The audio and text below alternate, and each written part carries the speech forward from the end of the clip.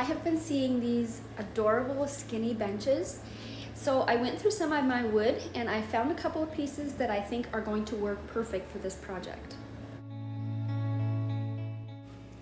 For the seat, I have a 2x6 and I'm cutting it at 4 feet long. I start by clamping my piece of wood down to my table so that I can distress it and really scuff up the edges. I have an old knife here that I'm just using to really just round up the corners and gouge out some of the wood to make it look very worn.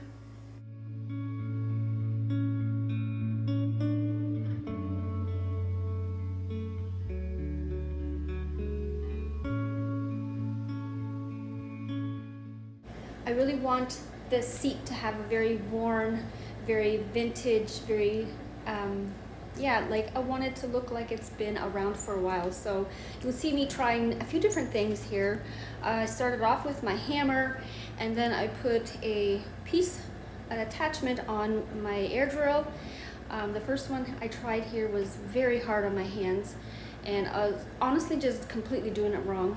I added another piece, and it was a little bit easier. If I used it the right way, it deepened the grain and really gave it the look I was going for.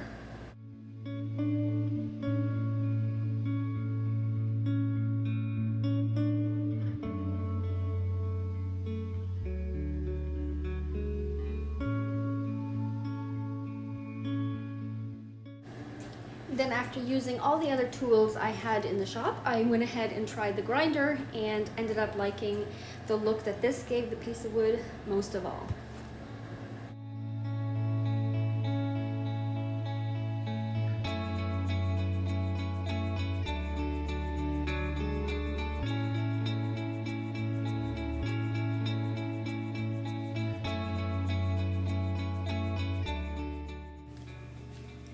I don't feel that the bottom of the bench really needs a lot of texture, but I just went ahead and used my grinder to round off some of the edges.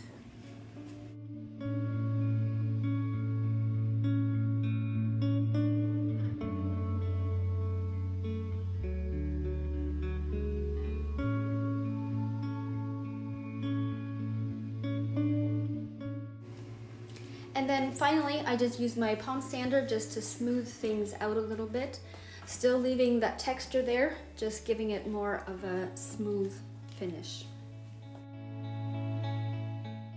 I then set my saw at 15 degrees and cut my legs at 17 inches long. I also cut 2 different pieces at a 15-degree angle, and the length of these will really depend on the width of your seat and how wide you want your feet to be apart on the bench.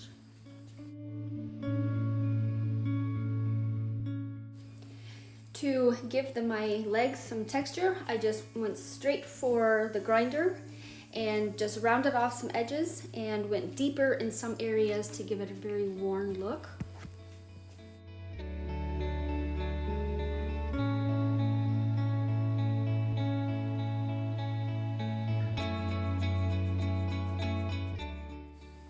And then after that, I just took my knife and my hammer and gave it a little bit of an aged look. I'm ready to assemble my bench. I'm just laying out my pieces of the feet here, and I'm just going to start by nailing them together so that my pieces all stay in place before I screw them together.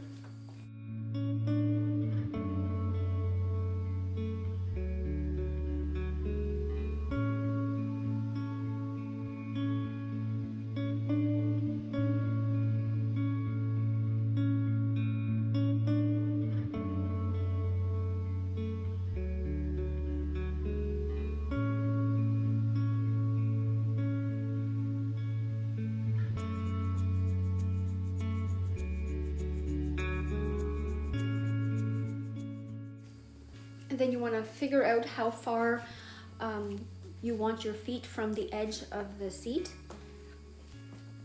And then I just measured so that both ends are the same. And then I marked both pieces with a pencil mark so that they're easier to line up and I don't have to measure again later.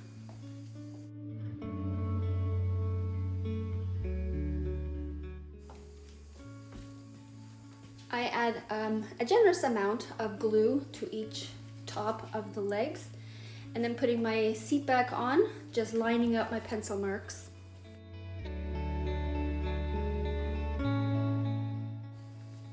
And then using my brad nailer, I just nail the top of the seat onto the legs. And this really doesn't give it any strength, it just helps me hold everything together as I flip it over.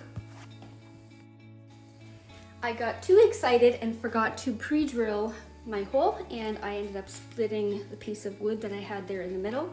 So I had to redo that part and then pre-drill before I screw on my seat permanently.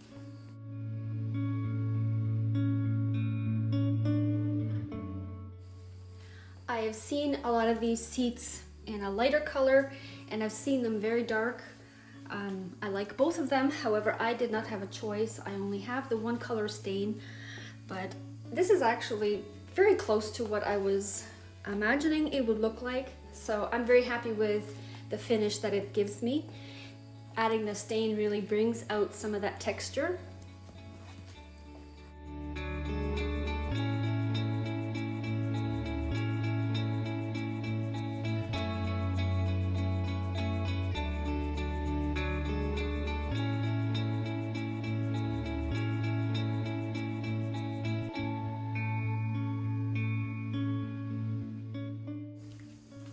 And then if you know me, you know that I can't just stop there. I went ahead and added dirt to give it even more of an aged look.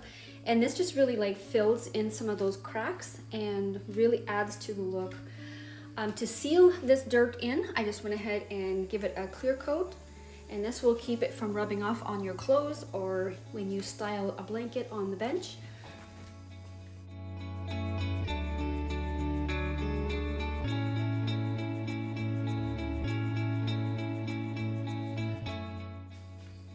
I'm really loving the aged look that I achieved in this bench. I love it. It is absolutely perfect for what I had planned. I thank you so very much for watching. I appreciate you. Have a blessed day.